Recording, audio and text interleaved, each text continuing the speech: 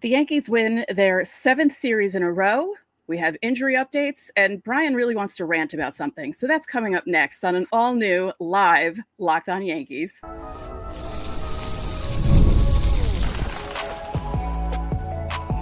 You are Locked On Yankees, your daily New York Yankees podcast. Part of the Locked On Podcast Network, your team every day.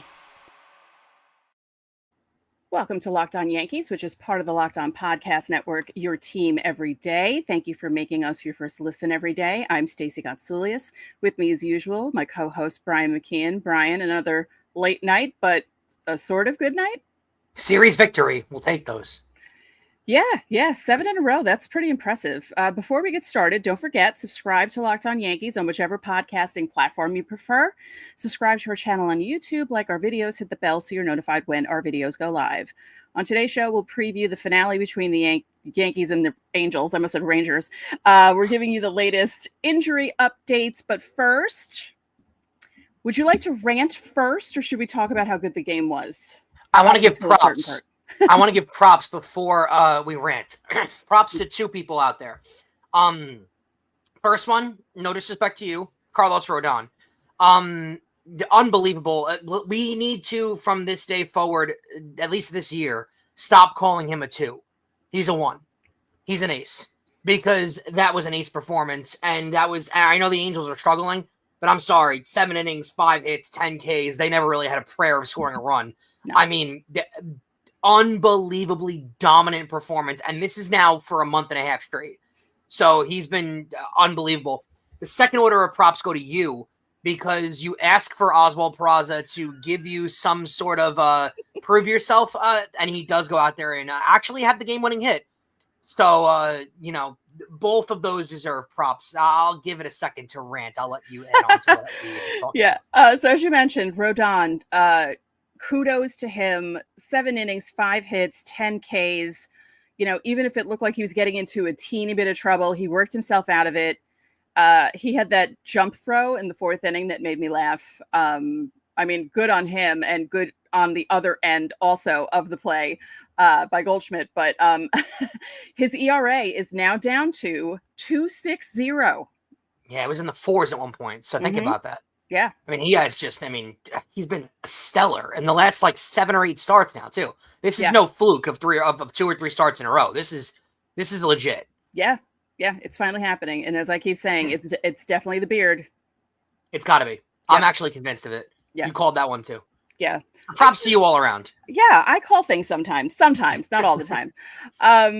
Offensively, they were fans of the long ball tonight. Not like a lot of them because they only won 3-2. But Ben Rice, that was quite a shot that he hit. Oh, yeah. He's got power to all fields. It's going to be – I'm still very curious to see what happens when Stanton's back because Ben Rice deserves to play every day. Just does. He does. Volpe had a big single. And then, as you mentioned – my boy, Peraza, doing what I wanted him to do. I was just like, please. What did I say last night? I was joking about, did I joke about lighting sage? I think I wanted to joke about lighting sage and having some sort of ceremony or some sort of prayer circle or, with candles and stuff to try and help this kid out a little bit. But yeah, no, that was a good shot. He hit that hard, 111 miles an hour on the exit velocity. That was not a fluke home run. That was a great hit by him. You're completely correct. And here's my issue. It shouldn't have had to be the game-winning hit of the game. And I'll tell you why. Because you have the floor. You go as long as you want. This is a little hidden thing in baseball that people aren't going to necessarily realize because they look at the final score and they look at the box score and they won the game. And at the end of the day, is that the only number that counts? Is the number in the win column? Yeah, absolutely. But let's acknowledge that this game, unlike a 4-run game from yesterday, this game was a save situation, Stacey.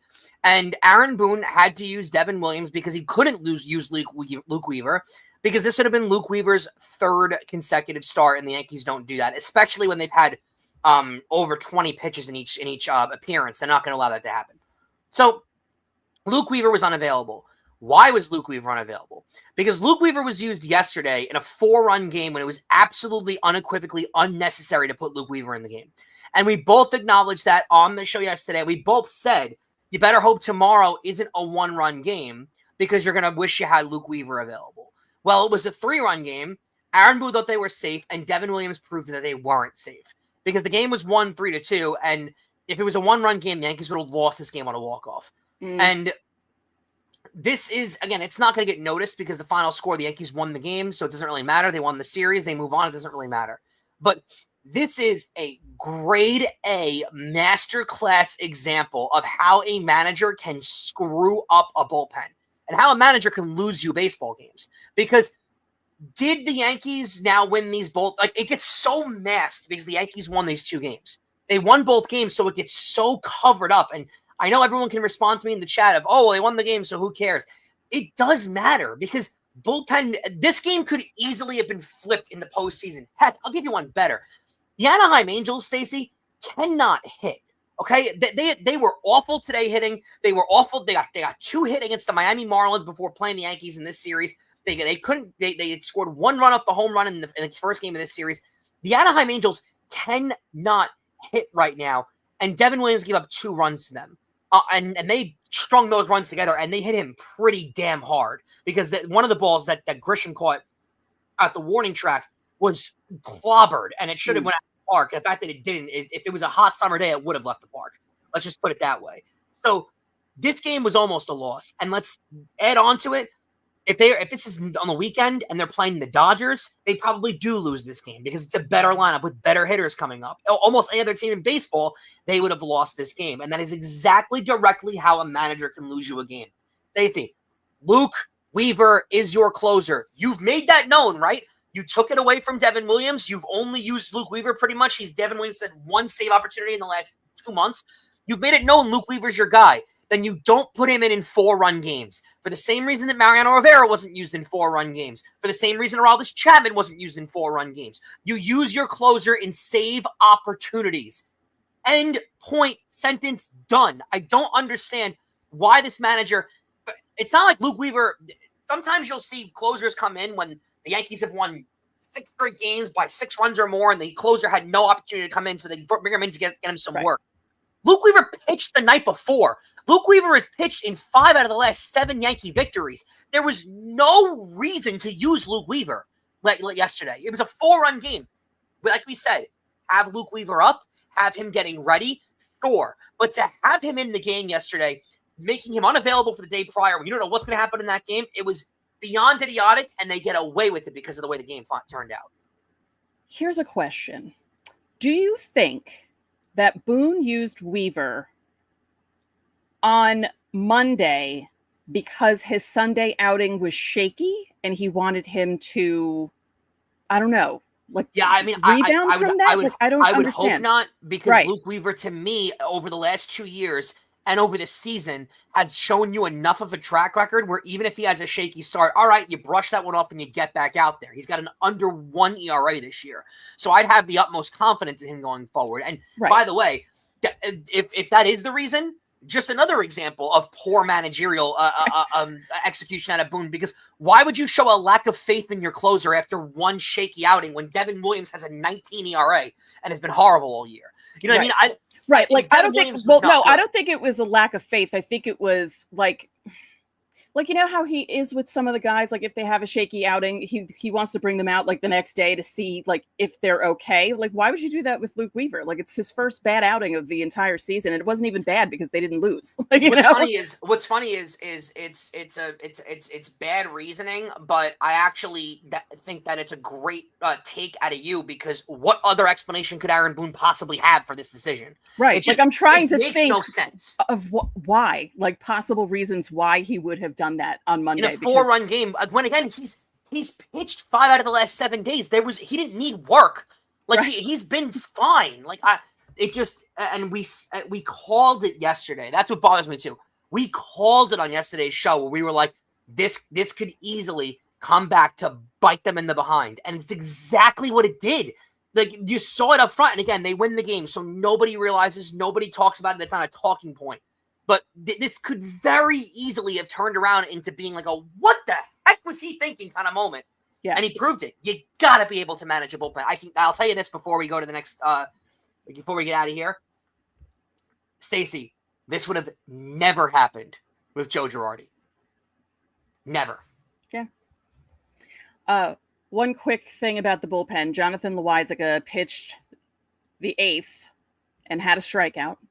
And I thought maybe Loaisiga will just pitch the 9th inning. Because, I mean, he hasn't pitched. He's just back and he looks fine. And maybe he'll pitch 2 innings and just give the rest of the bullpen a break so they kind of can line it up to where you'll have more of them available for the Dodgers series. But safe to say he would have left less change-ups up in the zone than Devin Williams did. But don't forget, subscribe to the channel, hit the like button on our videos, hit the notifications so you know when our videos go up. You can also join the Locked On Yankees Insiders Club. You get top priority on Fan Mail Friday, and the link is in our description. You get text from us. You can text us questions, comments, reactions to trades and signings. I send out the lineups every day during the season, even on the weekends, roster moves and breaking news, so you don't have to check social media. There's a 14-day free trial.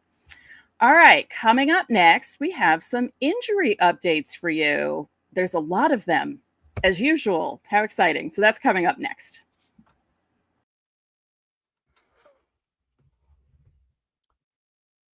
Hey guys, have you ever checked your bank account and wondered where did all my money go? Between dining out, online shopping, and entertainment, it's very easy to lose track. And that's where Monarch Money comes in. It's your personal CFO. It gives you full visibility and control over all your finances.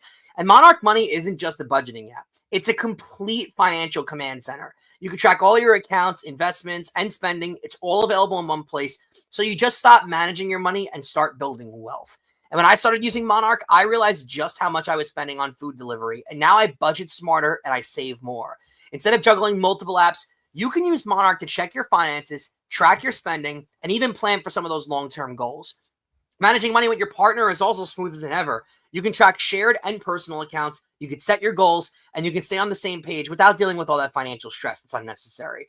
Take control of your finances at Monarch Money, and you can use code LOCKEDONMLB at monarchmoney.com for 50% off your first year. That's monarchmoney.com, code LOCKEDONMLB for half off your first year.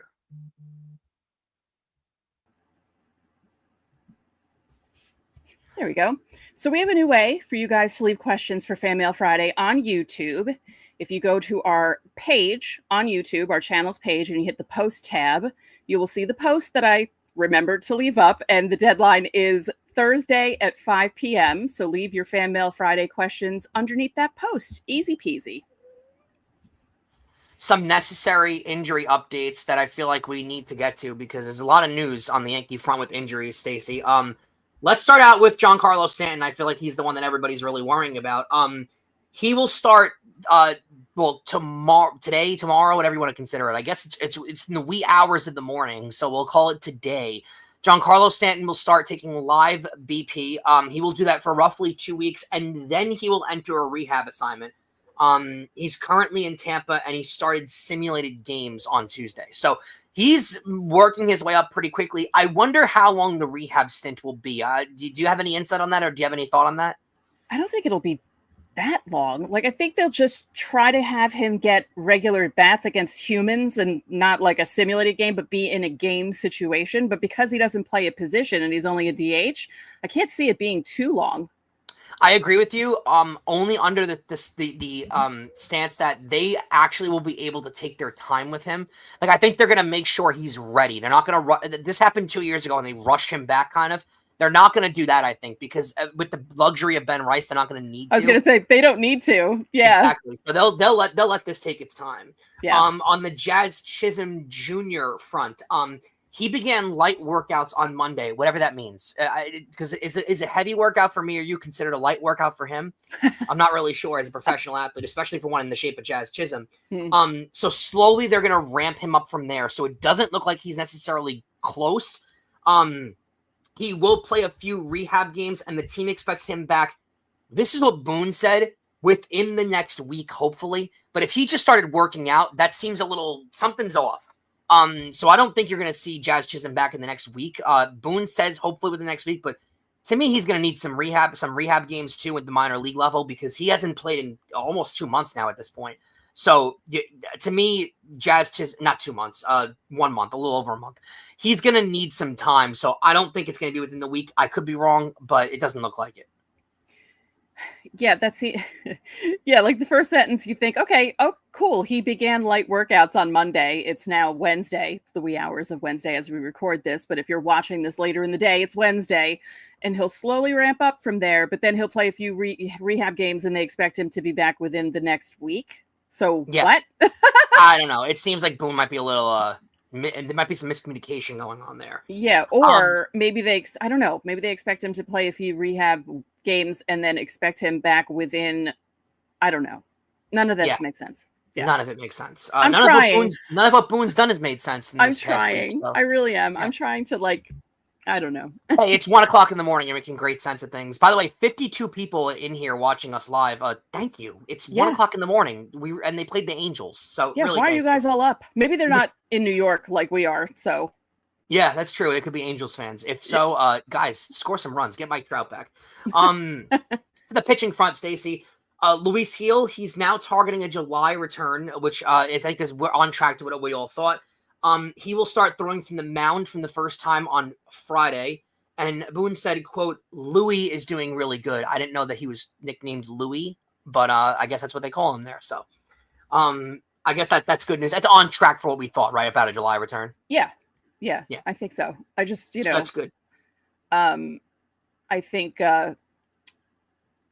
we're lucky with how the pitching is going right now because basically everyone is pitching well. And even Clark Schmidt, who isn't pitching that well, isn't pitching terribly. So, the rotation is in pretty good shape. So there isn't a big rush urgency for him to come back. But it would be nice for him to come back because that would be a nice arm to have. A guy they'd like to have back in the bullpen, Fernando Cruz. He's been playing catch this week and has a scheduled bullpen for later on today, which is Wednesday, in Anaheim. He should be facing hitters by the end of the week, and he could return sometime next week off the IL. So they did expect it to be a short IL stint with him, and it looks like they're accurate on that front. No major injuries, no other things that they discovered, and Fernando Cruz should be back around the timetable they expected. Now, a guy that we've all had questions about that really haven't gotten much news on, here is the update. Marcus Stroman is currently aiming to be back sometime in July. Not sure that could mean July 1st or 31st. Not really sure. He's only had 2 throwing sessions and may throw his first bullpen next week. That doesn't sound too positive, especially with the amount of time that he's missed, Stacey. He's going to have to really ramp things back up because, he's going to kind of need a spring training again because he hasn't played any baseball in about a month. It's been actually more than a month. Longer than that, right? Yeah. When did he get hurt? It was pretty quickly. I think he might have only had 4 starts. Right? I think it was mid-April. Yeah. So, he hasn't pitched in a while. It's going to take a while to ramp him up. I would say mid to end July at this point. And let's be honest, they don't need Marcus Stroman back. I feel bad saying that, but he's got no prayer of hitting his 140 inning mark. That's for sure. Definitely. And they don't need him back. So, there's your injury update and an injury update that we were looking forward to. This doesn't mean much, but I feel like everyone might be a little curious. Gerrit Cole is on schedule with his workouts. His muscle structure is doing well, and he will return to throwing in August, which I feel like is really impressive. Yeah. To be back to throwing in August when he had Tommy John surgery in February. I know the rehab right now is better than it's ever been in the history of medical science because they just know so much about it at this point. I know the best example was the Aaron Rodgers Achilles injury, where he seemed to come back at a record pace. So he was running 3 months after the injury, which is unheard of. So they do have a lot better science on the muscle structure and stuff, but or Bryce Harper coming back from his. Yeah. But this is, start throwing in August. Don't get your hopes up. There is no chance that he's going to be pitching in October. So no one. Oh yeah, no. Freak out. No. There is a chance that you could see him by opening day, maybe. Possibly. If he's throwing in August and they get a throwing program. Possibly. Keep in mind, throwing means from his knees having a soft toss catch like this. Just to get his arm. Yeah. Exactly. Yeah, he's not on the mound. He's not firing No. 95-mile-an-hour fastballs. That's probably not going to happen until But like January. I think it keeps him on track to pitch opening day, which would be really, really solid. Honestly, That would be amazing. And Sunil in the comments wants us to give Marcus Stroman the Jacoby Ellsbury treatment. Here's why Ellsbury is more annoying. Ellsbury had a 7-year contract. Oof. They're out of Stroman after this year, so it's a little luckier. They don't have to eat 4 of the final 7 years of that contract. Brutal one. Let's talk about that in the next segment after we preview the finale with the Angels, because let's revisit that, because I haven't talked a lot about Jacoby Ellsbury in a while, so let's bring it back in. Yeah. All right. So coming up next, we'll preview the finale of the series between the Yankees and the Angels, and more importantly, between Clarke Schmidt and Yusei Kikuchi. And we're going to complain about Jacoby Ellsbury, 10 years after the fact. Next.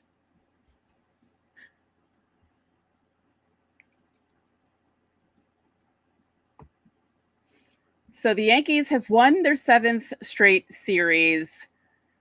They haven't swept a series I thought it was 8. I thought it was 7. You might be right. Michael K said 8, but I think you might be right on 7. Oh, I thought it was... Oh, all right. Maybe I... No, I actually think you are right. So go forward. I'm going to check right now. Okay, because I could have sworn that the series over the weekend was the 6th one, and that this would be the 7th one. I could be wrong. I'm wrong a lot. So, whatever.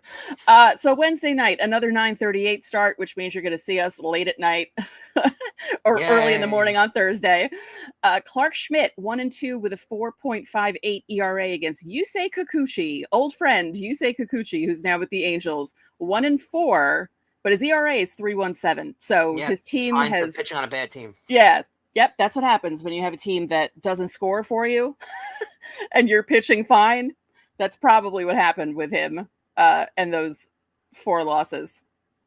Yeah, bad. They don't score runs. It's a major problem there. How did they beat the Dodgers in that series a couple weeks ago? I don't know. I honestly, that's my answer to you. I don't know. I have no idea.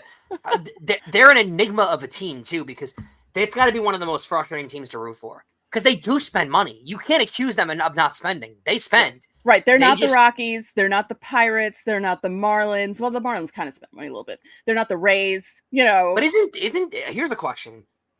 Is it more frustrating to root for a team like this as opposed to a team like the Colorado Rockies? Because you could say at least the Angels are trying, but I feel like it's more frustrating when nobody tries and you try and still get it wrong. Right. They've been trying and getting it wrong for a decade now. Like we were talking about on last night's show. You had Trout and Ohtani and did nothing with them. And Ohtani was like, yeah, I'm not staying here.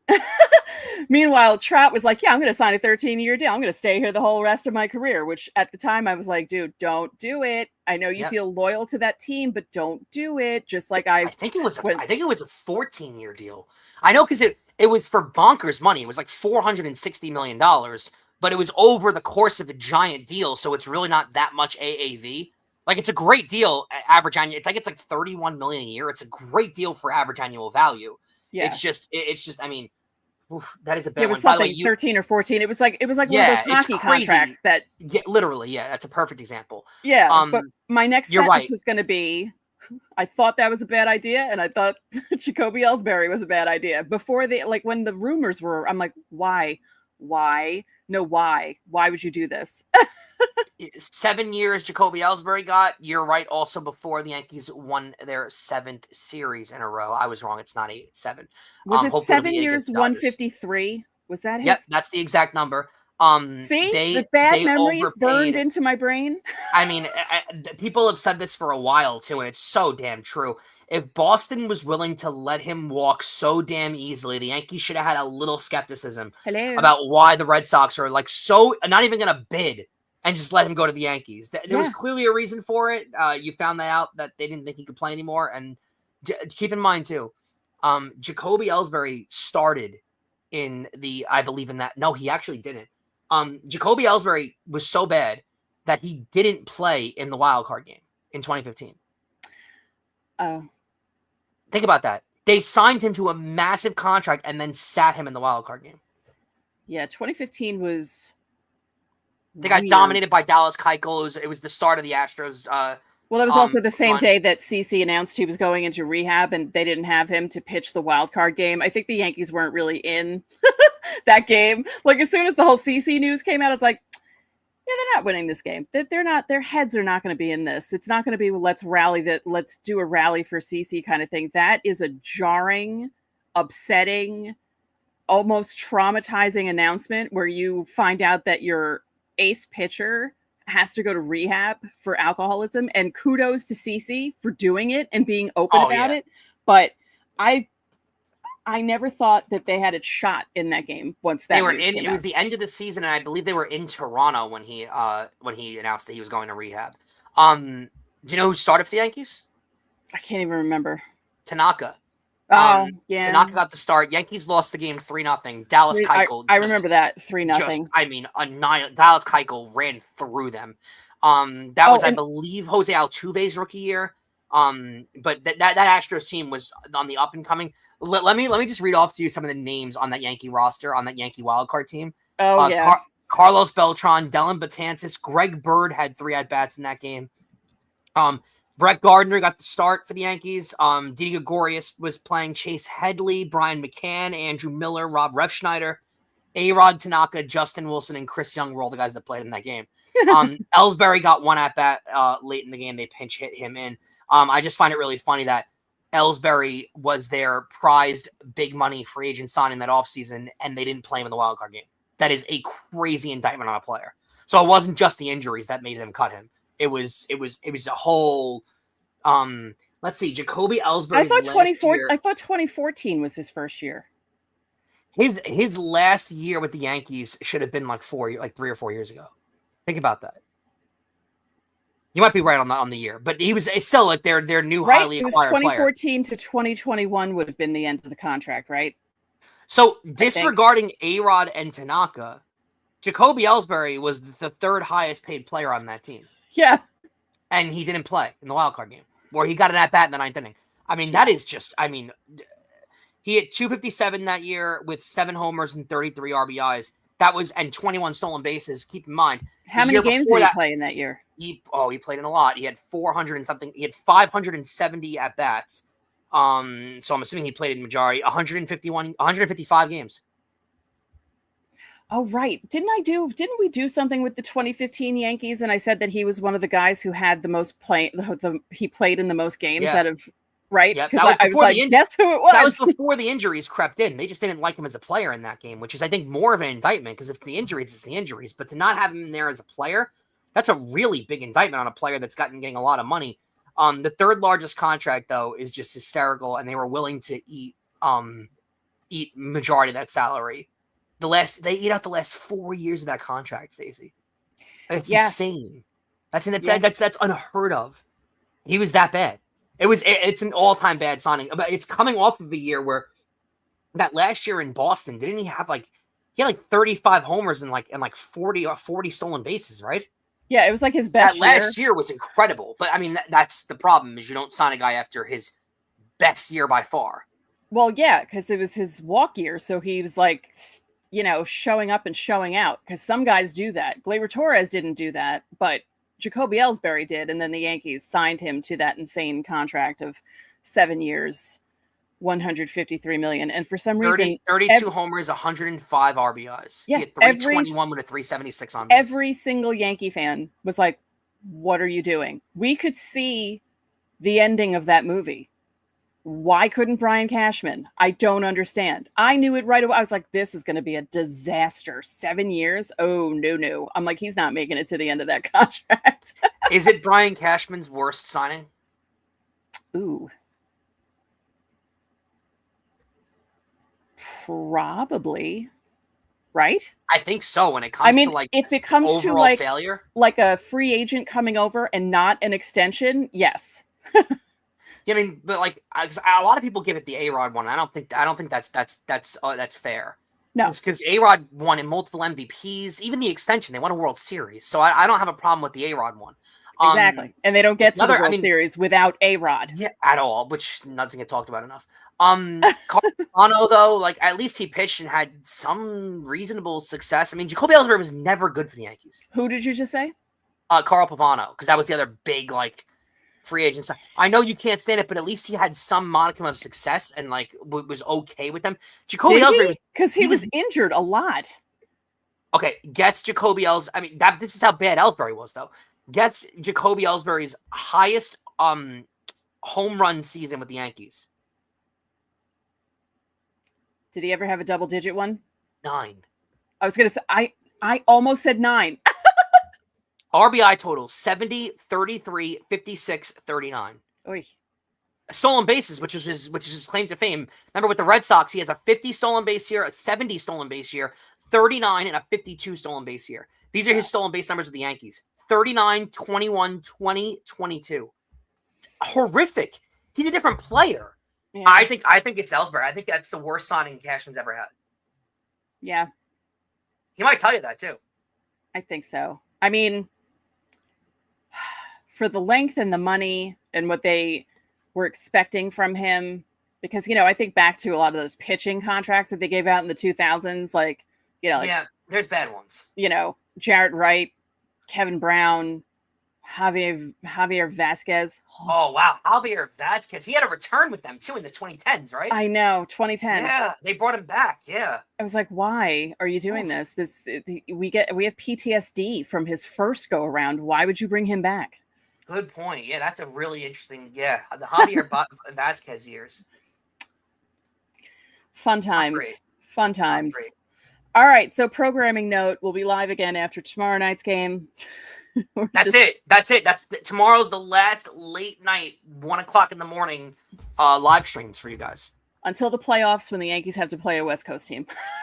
Yeah, but usually they give you the benefit of they move them up a little bit. So we'll get maybe a little bit of respite. That's true. It won't be too late, but yeah, next latest start is the Houston series. Yeah. In what is it, July or August? Yeah. So hang out with us. 64 people. Thank you guys so much. Yeah. That's really cool. And thank you for making Locked On Yankees your first listen today. For your second listen, check out the all-new Locked On MLB Game Night. Every game, every night, all season long. You get local analysis on a national scale. You can find MLB Game Night on Locked On MLB on YouTube or wherever you listen to your podcasts. Isn't it amazing how I can do that live, but when we record, I mess that up 3 times usually? Don't tell them that. Whatever. They know. So that'll do it for this edition of Locked On Yankees. I'm Stacey Gotsulias. And I'm Brian McKeon. We'll see you in 24 hours. Yeah, hopefully.